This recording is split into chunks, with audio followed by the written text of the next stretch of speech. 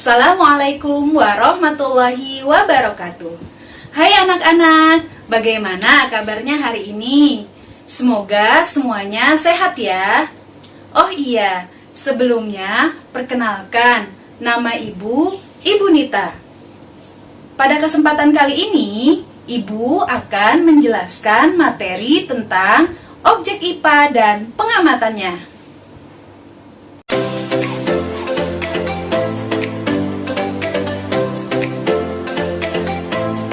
Oke, sebelumnya, ada yang tahu tidak apa yang dimaksud dengan IPA? Betul sekali, IPA adalah ilmu pengetahuan alam atau ilmu yang mempelajari tentang alam. Jadi, pembahasan kita kali ini tidak jauh mengenai alam yang ada di sekitar kita. Ibu mau tanya nih, kira-kira ada apa saja sih di alam kita ini? Di alam kita ini terdapat makhluk hidup seperti manusia, hewan, dan tumbuhan. Ternyata masih ada lagi makhluk hidup yang lainnya seperti bakteri, amuba, jamur, dan lain-lain. Di alam kita ini selain ada makhluk hidup, ada juga makhluk yang tak hidup atau benda mati, seperti matahari, air, tanah, dan udara, dan juga banyak yang lainnya. Nah, yang tadi Ibu sebutkan adalah contoh dari objek-objek IPA. Objek IPA terbagi kepada dua, yaitu objek biotik dan objek abiotik.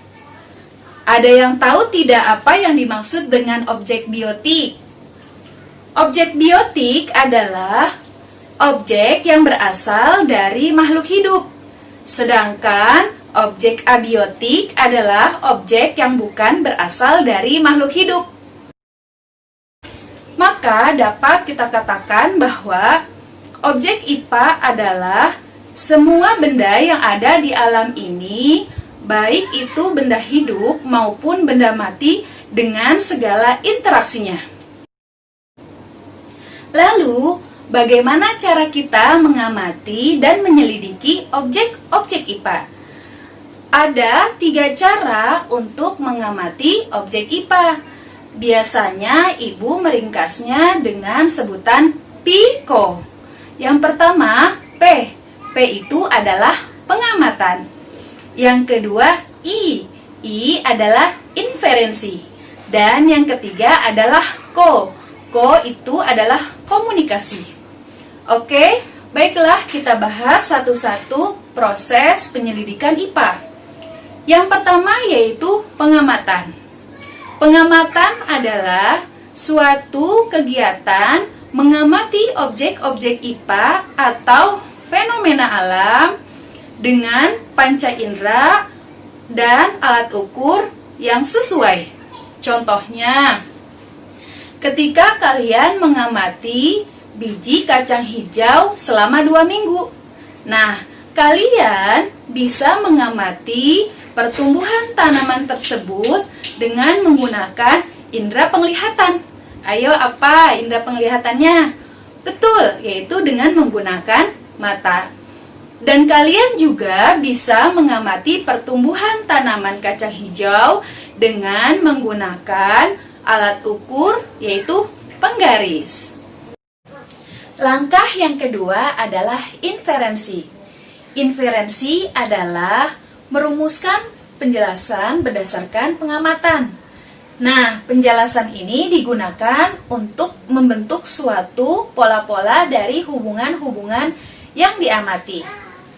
Contoh merumuskan penjelasan adalah mengapa tanaman itu bisa tumbuh atau apa yang membuat tanaman itu bisa tumbuh.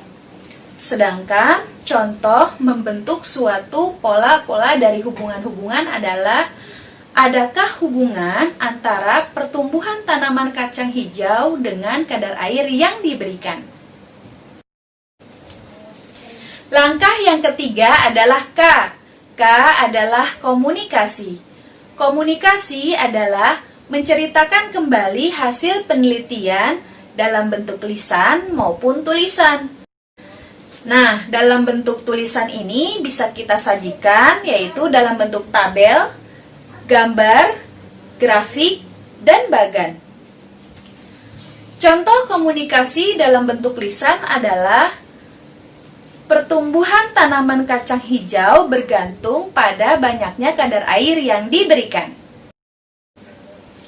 Selanjutnya yaitu manfaat penyelidikan IPA.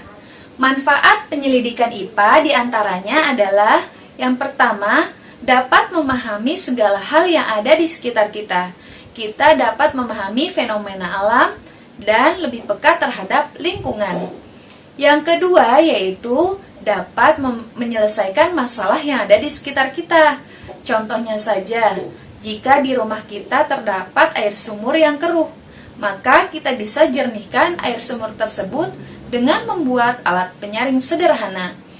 Yang ketiga yaitu dapat berpikir logis dan sistematis. Karena kita sering melakukan penyelidikan, maka kita dapat berpikir secara berurutan dan juga kita bisa menggunakan logika ilmiah kita untuk menyimpulkan sesuatu. Yang keempat yaitu dapat meningkatkan kualitas hidup. Nah, misalkan saja dengan mengolah kacang kedelai menjadi tempe, maka harganya menjadi meningkat. Oh iya, ternyata IPA itu banyak bidangnya loh.